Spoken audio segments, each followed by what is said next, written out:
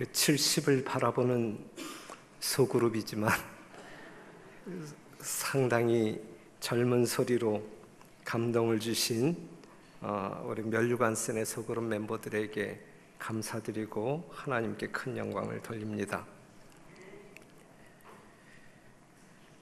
그 예수님이 침례를 받으시고 십자가에 죽으시기까지의 기간이 3년 반, 그 기간을 우리는 예수님의 공생의 기간이라고 합니다.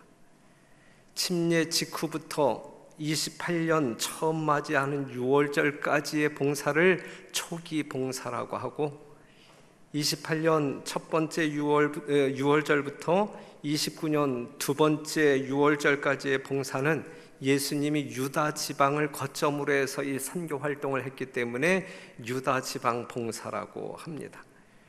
유다 지방 봉사의 주요 사역 가운데 하나는 가나안의 혼인 잔치에 가서 물로 포도즙을 만드는 이적을 행사하시고, 그 다음에는 성전에 들어가셔서 더러워진 성전을 정결케 하는 사역을 하셨고, 그 다음에 찾아온 니고데모와 만남을 통하여 거듭남의 위대한 진리를 선포하셨고, 그 다음에 사마리아 여인을 야곱의 운물가에서 만나서 한 영혼을 구원하는 놀라운 역사, 또한 생명수에 대한 귀한 진리를 선포하셨습니다.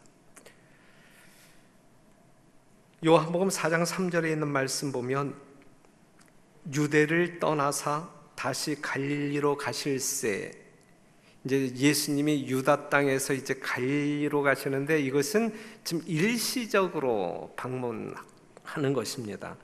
요때에 이제 사마리아를 통과하면서 그 사마리아 여인을 이제 회심시키고 사마리아 온 동네 사람들을 예수 믿게 하는 놀라운 역사를 일으키죠. 잠시 갈릴리로 가지만 여전히 예수님의 봉사 거점은 유대 지방이었음을 우리가 지금 알고 지나가면 좋을 것 같습니다. 이때에 갈릴리 지역으로 잠깐 갔던 이유 중에 하나는 뭐냐면 그 성전 정결 문제와 침례 주는 문제로 이 유대인 관리들과 이 시시비비가 좀 있었어요. 그래서 이 전도의 어려움을 겪자 이제 갈릴리 지역으로 좀 갑니다.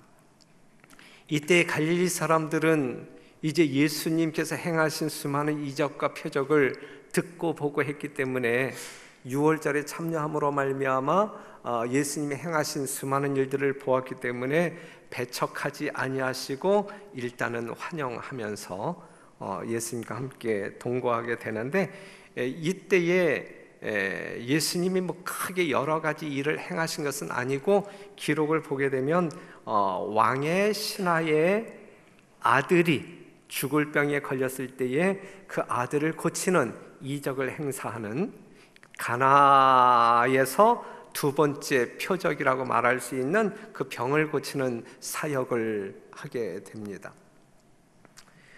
요한복음 4장 46절에서 54절에 있는 말씀을 보면, 예수께서 다시 갈릴리 가나에 이르시니 전에 물로 포도주를 만드신 곳이라. 왕의 신하가 있어 그 아들이 가버나움에서 병들었더니 그가 예수께서 유대로부터 갈릴리에 오심을 듣고 가서 청하되 내려오셔서 내 아들의 병을 고쳐 주소서 하니 저가 거의 죽게 되었음이라. 예수께서 가라사대 너희는 표적과 기사를 보지 못하면 도무지 믿지 아니하리라. 신하가 가로되 주여 내 아이가 죽기 전에 내려오소서. 예수께서 가라사대 가라 내 아들이 살았다 하신대. 그 사람이 예수의 하신 말씀을 믿고 가더니 내려가는 길에서 그 종들이 오다가 만나서 아이가 살았다 하거늘 그 낫기 시작한 때를 물은즉 어제 제7시에 열개가 떨어졌나이다 하는지라. 아비가 예수께서 그 내 아들이 살았다 말씀하신 그때인 줄 알고 자기와 그 온 집이 다 믿으니라. 이것은 예수께서 유대에서 갈릴리로 오신 후 행하신 두 번째 표적이니라 그랬어요. 자, 다시 한번 요약한다고 하면 왕의 신하의 아들이 죽게 되었다. 예? 어떤 그 왕의 신하인 사람이 있는데 그에게 아들이 있었는데 그 아들이 이제 죽을 병에 걸렸단 말이에요. 예수님께 고쳐달라고 요청을 합니다. 그런데 예수님에게 아들을 고쳐달라고 요청하는 이 왕의 신하의 당시의 믿음이 어떠했냐면 그냥 외관상으로는 예수님을 믿는, 그렇기 때문에 예수님에게 도움을 청했지만 이 중심을 보시는 예수님께서는 그 도움을 요청하는 그 왕의 신하에게 뭐라고 이야기하냐면 표적과 기사를 보지 못하면 믿지 않는도다라고 이야기하고 있거든요. 그것은 예수님께서 그 사람이 가지고 있는 마음속에 가지고 있는 믿음의 상태를 보았기 때문이에요. 시대의 소망에 있는 말씀을 보면 예수께서 그리스도시라는 온갖 증거가 있음에도 불구하고 이 청원자는, 왕의 신하는, 이 청원자는 자기의 요구를 들어주는 것을 조건으로 예수를 믿기로 작정하였다 그랬어요. 이제 내 아들을 만약에 예수님이 기적적으로 고쳐주신다고 하면 내가 이 예수님을 믿겠다, 이러한 어떤 그 조건적인 마음, 이미 예수님을 믿는 믿음으로 와서 도움을 요청한 것이 아니라 예수님이 고쳐주면 나 예수님 믿을게, 이러한 마음으로 왔단 말이죠. 그 마음을 읽으시는 주님께서 그 사람에게 표적과 기사를 보지 아니하면 믿지 아니하는도다, 약간 책망적인 이야기를 하십니다. 여러분들의 속마음도 우리 주님께서 다 알고 계십니다. 아시죠? 너희는 표적과 기사를 보지 못하면 도무지 믿지 아니하리라 그랬는데 오늘 이 자리에 앉아 계신 여러분들의 믿음은 어떠한 상황입니까? 하나님의 창조의 능력과 구속의 능력과 정말 십자가에서 보여진 모든 사랑을 믿기 때문에 이 안식 이전에 나와 그 하나님을 그냥 찬양하는 것이죠. 요 안식일에 가서 내가 이것을 구할 터인데 하나님께서 들어주시면 내가 하나님께 더 가까이 나아가고 이런 마음 없죠? 이런 계산적인 마음 없죠? 여러분들의 심령이 하나님께 영광이 될 거라 믿어 의심치 않습니다. 결코 우리의 믿음 가운데 그런 계산적인, 정말 어떤 그 조건적인 그러한 믿음이 아닌 정말 절대자인, 그리고 온 인류를 구속하기 위한 자비의 마음을 가지신 그 인격을 전적으로 믿으심으로 말미암아 그 믿음으로 여러분들이 복을 받고 하나님께 찬양을 돌리는 여러분들이 되기를 간절히 바랍니다. 그 다음에 이제 어떤 표현이 있냐면 구주께서는 이 의심하는 믿음을 이적과 표적을 구하지 않은 사마리아인의 단순한 믿음과 대조하셨다 그랬어요. 이 말씀을 본다고 하면 우리에게 요구하시는 하나님의 믿음은 뭐예요? 단순한 믿음이라. 단순한 믿음. 그 사마리아 여인이 그랬단 말이에요. 언제나 당신의 신성의 증거가 되는 그리스도의 말씀은 그들의 심금을 울린 확신시키는 능력을 가지고 있었다 그랬어요. 이 말씀에 기초한, 이적에 기초한 신앙이 아닌 하나님 가라사대 이 말씀에 기초한 신앙이 결코 흔들림이 없는, 요동함이 없는 굳건한 신앙으로 하늘로 이끌 것이다 라고 하는 사실이죠.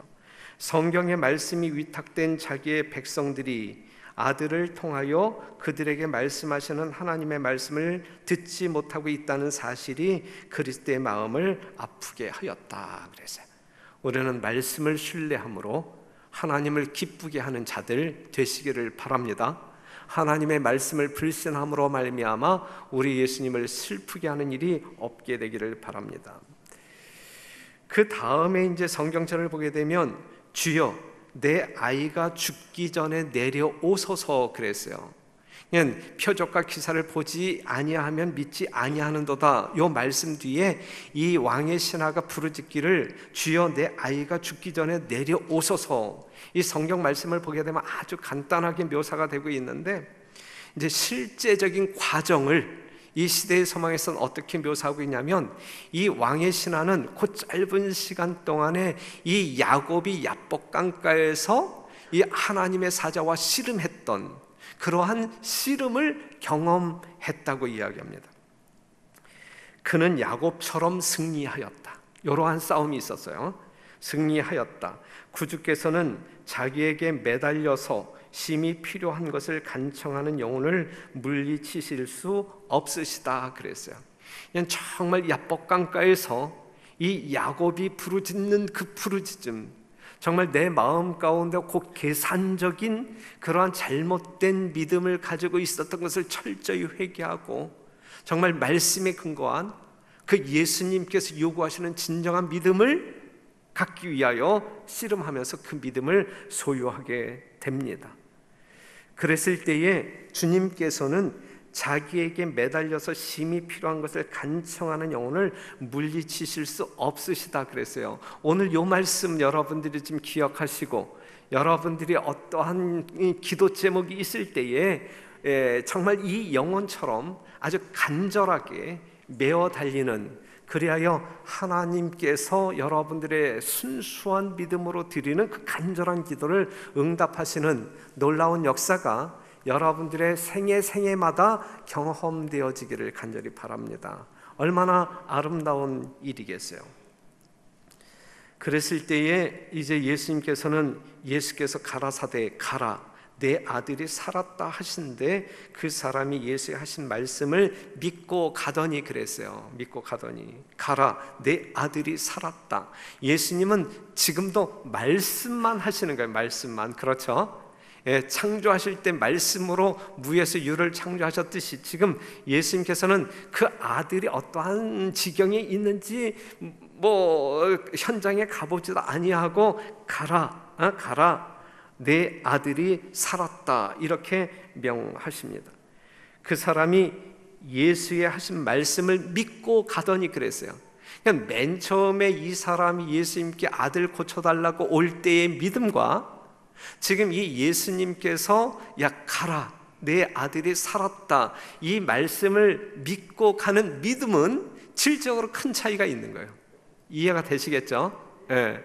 그러니까 지금 우리가 예수님께 도움을 구하기 위하여 나오는 그 왕의 신하의 믿음이 아닌, 지금 이 아들이 살았다라고 하는 예수님의 말씀을 믿고 자기 집으로 돌아가는 이 믿음을 우리가 소유했으면 좋겠어요. 그 믿음이 우리가 진정 품어야 할 믿음입니다. 그 신하는 전에 결코 맛보지 못했던 평화와 기쁨을 가지고 구주가 계신 곳을 떠났다 그랬어요. 그러니까 하나님을 전적으로 믿는 자의 심령은 이러한 마음이란 말이죠. 하나님께서 말씀하셨기 때문에 아들이 살아날까 살아나지 아니할까 반신반의하면서 불안에 떨면서 집으로 내려간 것이 아니라 이 예수님의 말씀을 전적으로 믿었기 때문에 그 심령 가운데 평화와 기쁨이 있었다. 이게 이제 진짜 믿음이란 말이죠.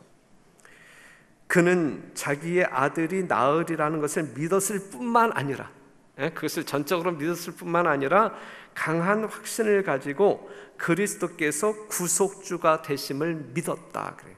내 아들을 고쳐주는 능력자 예수님을 뛰어넘어서 온 인류뿐만 아니라 자기를 구속하시는 구속주이심을 믿었다 이거예요. 여러분들이 믿으시는 예수님은 어떤 분이에요? 여러분들에게 어려움이 있을 때 이 어려움을 해결해 주세요, 그것을 해결해 주는 능력자에 불과하십니까? 아니면 여러분들을 사망 가운데서 생명으로 인도하신 그러한 어떤 그 능력이 있으신, 그러한 충만한 사랑이 있으신 구속주이심을 믿으십니까? 우리는 구속주를 믿고 하늘을 소망 가운데 기다리는 사람들이에요. 우리의 어떤 그 질병 문제, 고난 문제, 생애의 여러 가지 어려운 문제의 해결자이신 예수님을 믿기보다는 우리를 죄에서 사망 가운데서 구원하신 구속주임을 믿고 사는 사람들임을 기억하시고, 그러한 믿음을 소유하신 여러분들의 심령 가운데 하늘의 평안이 충만하기를 간절히 바랍니다. 그 아들이 살았어요. 예수께서 나을 것이라 말한 그 시간에 더 정확히 이야기한다고 하면, 더 정확히 이야기한다고 하면 예수님이 그 아들이 살았다 이렇게 말씀하신 그 시간보다 더 정확히 말한다고 하면 그 아버지가 예수의 말씀을 믿었던 그 시간에, 그죠? 예? 그 아버지가 그 예수님의 말씀을 믿었던 그 시간에 아들이 고침을 받았다 이것이죠. 예수님께서 갈릴리에서 행하신 두 번째 표적으로 기록하고 있습니다. 이 사건 이후에 예수님이 다시 갈릴리에서 어디로? 자기의 어떤 그 봉사 거점인 이 유다 지방으로 다시 오십니다. 오셔서 하신 일이 뭐였었냐면 여러분들이 잘 아는 요한복음 5장 38년 된 병자를 고치는 그러한 사역을 하십니다. 이건 너무 잘 아시는 내용이죠. 그래서 그냥 여러분들이 보지 않아도 될 성경절, 여러분들 머릿속에 다 있는 성경절이기 때문에 아주 작은 글씨로 그냥 여러분들에게 보여드리고 있는데, 그 후에 유대인의 명절이 있어 예수께서 예루살렘에 올라가시니라. 예루살렘에 있는 양문 곁에 히브리 말로 베데스다라 하는 못이 있는데 거기 행각 5이 있고 그 이하의 내용들은 여러분들이 잘 아시죠. 그 후에 유대인의 명절이 있어 여기서 말하고 있는 이 유대인의 명절은 29년도에 맞이하는 유월절을 말하고 있는 유월절. 예수님이 침례 받으신 후 맞이하는 두 번째 유월절입니다. 그때에 어디에 가셨다고요? 베데스다 연못을 방문해요. 베데스다라고 하는 말은 무슨 의미가 있다고 배웠습니까? 많이 배웠잖아요. 자비의 집, 자비의 집. 그런데 이제 우리가 지금 잠깐 생각한다고 하면 지금 성경 말씀에 기록되어진 내용만 본다 할지라도 자비의 집이라고 하는 간판을 붙이기는 했지만 자비가 있는 집이었나요? 예? 그냥 물이 동할 때에 자기 혼자 살겠다라고 아귀다툼이 벌어지는 그곳에 자비가 있다라고 말할 수 있을까요? 이름에 걸맞지 않아요. 그렇죠? 별내교회는 자비의 집이어야 할까요? 그렇죠? 그런데 정말 하나님이 살아계신 하나님이 함께하는 교회 별내교회, 그렇죠? 예? 그런데 만에 하나 그 이름에 걸맞지 아니한 성도들이 걸맞지 아니한 행동으로 이 공간 안에 있다고 하면 이거 상당히 우스운 꼴이 되는 거예요. 분명 베데스다에는 하나님의 자비가 있어야 되고 별내교회는 하나님의 자비가 있어야 됩니다. 그것이 하나님이 뜻하신 것입니다. 이 베데스다 이 연못은 1888년에 쉥이라고 하는 사람에 의해서 발굴되었는데 그때 이렇게 현장을 보게 되면 17m 길이의 정방형이라고 묘사하고 있어요. 정확히 우리가 알지 못하지만 그 다음에 간헐천으로 이제 알려졌고 그 다음에 거기에서 이제 질병 치료가 이루어졌다 했는데 그것은 당시 사람들의 생각과 믿음을 말해주고 있는 것이고 여하튼 그곳에 각색 질병을 가지고 있는 사람들이 낫기 위하여 뭔가 소망을 가지고 모여들었던 장소임에 틀림이 없어요. 그들은 살고 싶어하는 사람들이죠. 자비를 구하는 사람들, 여행을 바라는 사람들, 남을 밟고 넘어가야만 그 혜택을 볼 수 있는 곳, 오늘날 이 세상의 모습과 같지 아니할까? 결코 교회는 이래서는 안 되는 거예요. 지금 이래서는 안 되는 거예요. 그런데 공통점은 하나 있어요. 우리가 살기 위하여 교회에 찾아와요. 그렇죠? 살기 위하여 이미 예수 그리스도를 만남으로 말미암아 생명을 소유한 사람들이 모이는 곳이에요. 그렇기 때문에 이 베데스다 현황과는 전혀 다른 모습으로 우리는 살아가야 된다. 이때에 38년 된 병자를 만나시는 예수님을 여러분들이 볼 수 있어요. 38년 된 병자는 전신불수, 거기 있어봤자 소용이 없는 사람이에요. 그렇죠? 예? 거기 있어봤자 소용이 없는 사람이에요. 먼저 들어갈 수 없는 그러한 상태이기 때문에 희망이 전혀 없는 사람이에요. 누군가의 도움이 필요한 사람, 그러나 도와줄 사람이 없는 사람, 그렇기 때문에 절망적인 사람이죠. 혹시 여러분들 중에 이와 같은 절망적인 심령을 가지고 이 자리에 앉아 계신 분 계십니까? 혹시 여러분들 중에 누군가의 도움이 있어야만 내가 천국을 갈 수 있다라고 생각하시는 분 계십니까? 우리 주변에 그러한 사람들이 있을 거예요. 그런데 지금 이곳에는 도와줄 사람이 없었어요. 하지만 별내교회는 도와줄 사람이 있나요, 없나요? 만약에 도움이 필요한 사람이 이 성전에 들어오게 될 때에 이 별내교회는 그러한 도움이 필요한 그 영혼을 도와줄 사람이 있나요, 없나요? 있다. 예, 별내교회는. 다른 교회는 없어도 별내교회는 많다. 예. 이때의 아멘 정도 해야 여러분들이 그러한 사람 되는 거 아니겠어요? 참 인색한 것인지 믿음이 없는 것인지 그냥 하나님 따로 나 따로 노는 것인지 여하튼 우리 별내교회는 하나님의 자비도 풍성하고 하나님의 자비가 풍성하기 때문에 도움이 필요한 사람들이 오게 되면 넉넉히 도와줄 수 있는 인력들도 있고, 그래서 이곳이 하늘을 미리 맛보는 교회, 틀림없는 그러한 교회이기를 간절히 바랍니다. 그 절망적인 사람에게 예수님께서 말을 건네죠. 내가 낫고자 하느냐. 그래서 내가 낫고자 하느냐. 이것은 킹제임스 버전에서는 어떠한 말로 번역이 되었냐면 내가 온전하고자 하느냐. 그래서 내가 낫고자 하느냐, 내가 온전하고자 하느냐. 여러분들은 영육혼에 있어서 온전해지기를 바라는 마음으로 이 자리에 계시고 온전해지기를 바라는 마음으로 하나님께 기도하고 계시죠.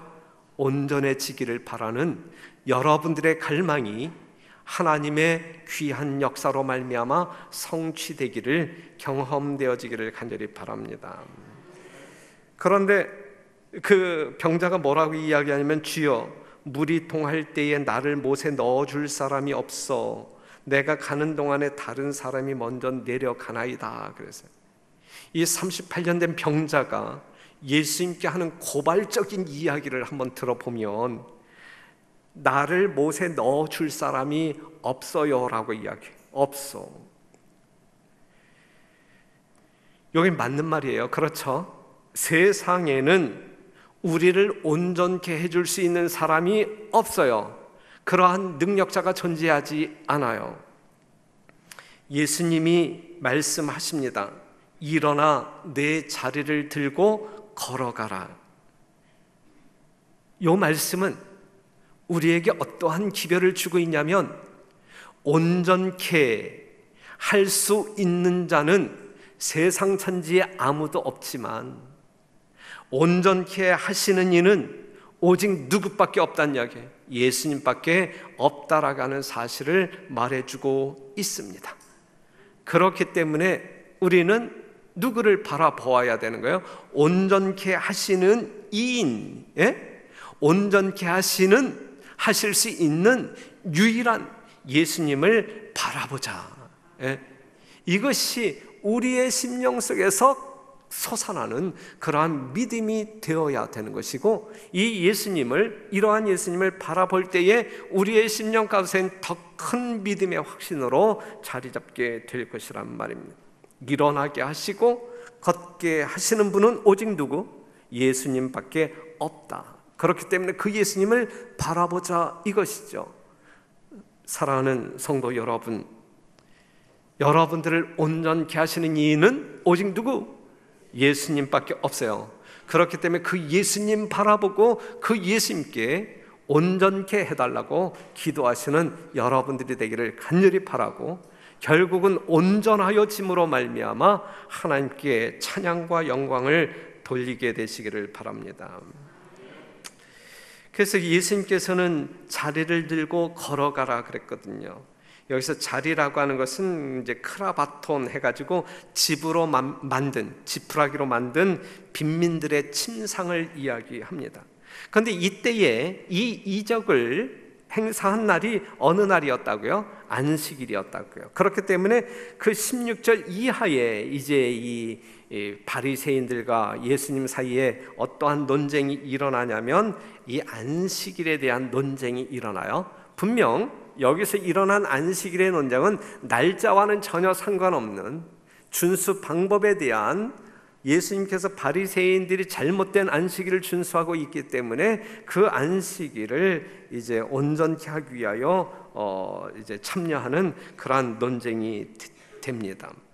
그래서 16절 이하의 말씀 29절까지 살펴본다고 하게 되면 대략적으로 어떠한 말씀이 있냐면 16절, 그러므로 안식일에 이러한 일을 행하신다 하여 유대인들이 예수를 핍박하게 된지라 그래요. 예수님을 핍박하게 된지라. 그때 예수님께서 하신 말씀이 뭐냐면, 예수께서 저희에게 이르시되 내 아버지께서 이제까지 일하시니 나도 일한다 하시매 그랬고, 18절 보게 되면 유대인들이 이를 인하여 더욱 예수를 죽이고자 하니 이는 안식일만 범할 뿐 아니라 하나님을 자기의 친아버지라 하여 자기를 하나님과 동등으로 삼으심이라. 19절 그러므로 예수께서 저희에게 이르시되 내가 진실로 진실로 너희에게 이르노니 아들이 아버지 하시는 일을 보지 않고는 아무것도 스스로 할 수 없나니 아버지께서 행하시는 그것을 아들도 그와 같이 행하느니라 그랬어요.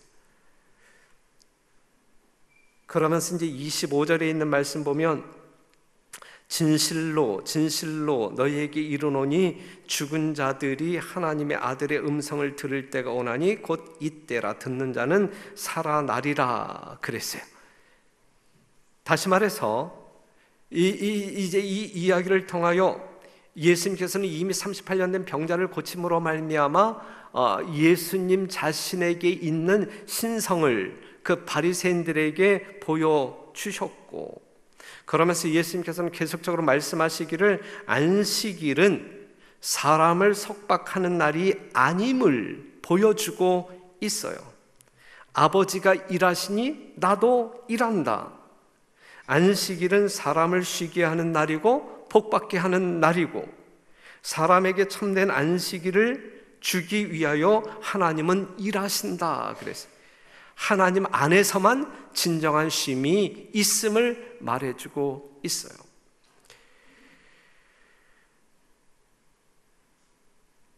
다시 한번 우리가 되새긴다고 하면 하나님께서 제정하신 안식일은 누구를 위하여 만들어진? 사람을 위하여 만들어진. 그렇기 때문에 우리가 하나님을 전적으로 믿는 믿음으로 말미암아 안식일을 온전히 준수하게 될 때에 그것은 나의 영적인 풍요를 이루는 결과를 가져오게 될 것이고, 그렇기 때문에 안식일은 우리가 하나님의 품성을 반사하는 성확히 하는 날로 우리가 경험하게 될 것이라는 말씀입니다. 사람을 죄의 속박에서 자유케 하는 날, 이러한 일을 하나님께서 하셨고, 이러한 일을 하나님의 아들이신 예수님이 하셨고, 이러한 일을 오늘날 하나님의 아들인 우리들이 해야 한단 말이죠. 그렇기 때문에 정말 모든 인류를 구속이 아닌 자유케 하는 이 안식일을 선포함으로 말미암아 그들이 그토록 갈망하는 진정한 쉼을, 영적인 쉼을 경험케 하는 그 사역을 이 남은 교회인 여러분과 제가 해야 한다는 말씀입니다. 하나님께서 하시는 일은 살리는 일이에요. 살리는 일, 죽이는 일이 아니라 살리는 일. 진실로 진실로 너희에게 이르노니 죽은 자들이 하나님의 아들의 음성을 들을 때가 오나니 곧 이때라. 듣는 자는 살아나리라. 그러니까 하나님의 아들의 음성을 듣는 자는 살아난단 말이죠. 여러분들의 음성을 듣는 자가 살아난다는 이야기예요? 아니죠. 하나님의 아들의 음성을 듣는 자가 살아날 것이요 그랬단 말이죠. 그렇기 때문에 여러분들이 전도회를 앞에 두고 있는 여러분들이 해야 할 일은 세상 수많은 사람들에게, 모든 사람들에게 누구의 말씀을 들을 수 있는 그 자리, 예수님의 말씀을 들을 수 있는 그 자리, 그들로 하여금 예수님을 들을 수 있도록 조력하는 동역자의 사역을 해야 한다는 말씀입니다. 예수님의 음성을 들려주도록 하는 것이 우리에게 부여된 사명입니다. 그래서 죽은 자들로 살게 하라. 이것이 여러분들에게 내려진 예수님의 지상 명령임을 기억하시고 이 명령에 순종하여 하나님께 영광 돌리시는 여러분 또한 제가 되기를 간절히 바랍니다. 요 사건 뒤에 요 사건이 이적이 일어나고 있는 언저리에 이제 침례 요한이 투옥됩니다. 침례 요한 알잖아요. 침례 요한이 마가복음 6장 18절에 있는 말씀을 보면 이는 요한이 헤롯에게 말하되 동생의 아내를 취한 것이 옳지 않다 하였음이라 그랬어요.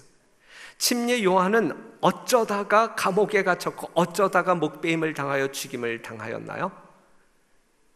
주의 길을 예비하는, 정말 오래간만에 이 어두운 세상에 등장한 선지자 중에 이 선지자가 어쩌다가 감옥에 갇혔고 목베임을 당하였나요? 예? 할 말 하다가 그렇게 되었어요. 죄를 죄라고 말하다가 그렇게 되었어요. 사랑하는 성도 여러분, 우리는 죄를 죄라고 말해야 할 사람들입니까?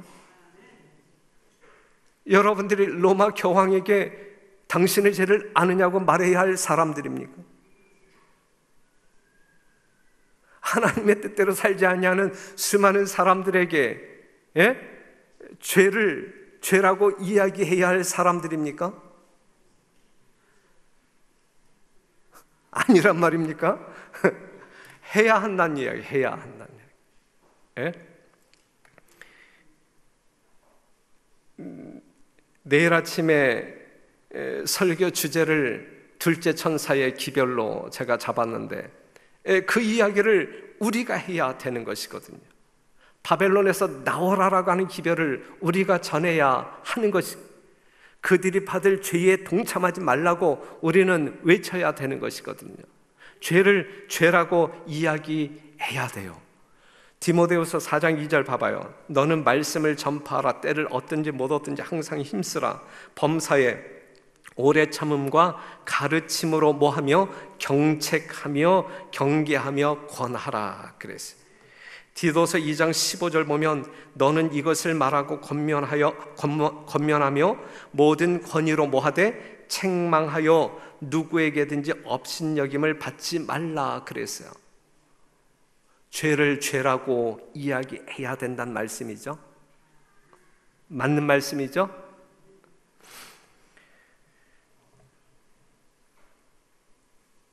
실물교훈에 있는 말씀 보면 그러나 죄를 경하게 여겨서는 안 된다. 주께서는 우리에게 우리의 형제의 죄를 용인하지 말라고 명하셨다. 그는 말씀하시기를 만일 내 형제가 죄를 범하거든 경계하라고 하셨다. 죄를 죄라고 지적해 주므로 죄를 범한 자로 하여금 그것을 분명히 알도록 해야 한다. 그래서 내일부터 우리 성도들 만나는 성도들마다 그냥 삿대질 해가면서 당신 그러한 죄 알아 몰라 이렇게 하면서 괜히 어떤 대란을 일으키지 말고 그렇게 하라는 이야기는 아님을 여러분들 잘 알죠? 네? 잘 아시죠? 네. 하지만 죄를 죄라고 정말 세상을 향하여 죄를 죄라고 말할 수 있는 정말 이 복음, 정말 복음을 증거할 수 있는 우리 모두가 되어야 할 것입니다. 교육책에 우리가 족자에도 써놓은 너무 귀한 말이기 때문에 이 족자에도 보관하고 있는 말씀을 보면 인류의 가장 큰 결핍은 인물의 부족이다.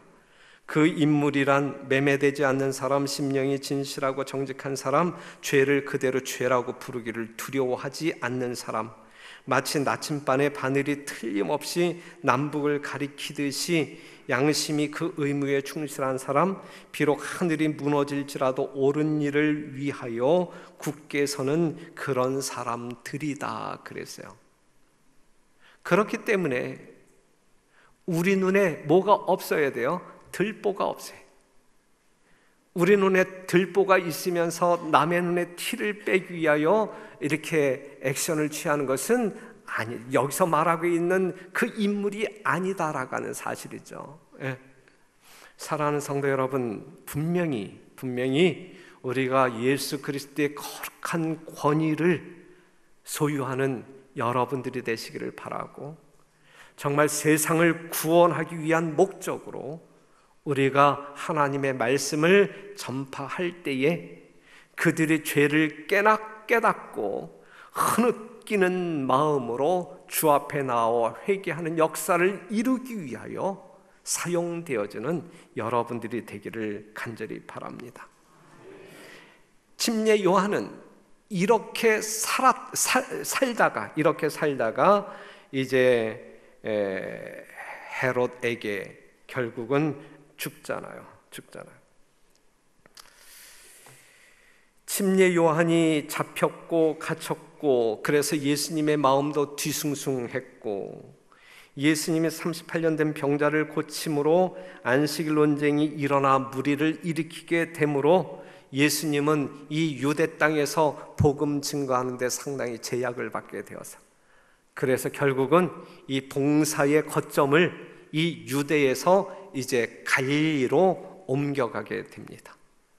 그래서 다음 시간부터는 이 갈릴리 지역에서 예수님께서 행하셨던 사역이 어떠한 내용인지 공부하게 될 것이고, 오늘까지 공부 내용은 이 유대 지방에서 예수님이 행하셨던 사역을 공부하게 된 것입니다. 모쪼록 사랑하는 성도 여러분, 오늘 몇 개의 사건을 살펴보았지만 그 사건이 우리에게 전달하는 진정한 메시지를 우리가 분명히 이해하시고, 정말 하나님께서 원하시는 진정한 신앙인의 모습으로 하나님께서 우리에게 부여하신 사명을 감당하시는 여러분과 제가 되기를 간절히 바라면서 말씀을 마치겠습니다.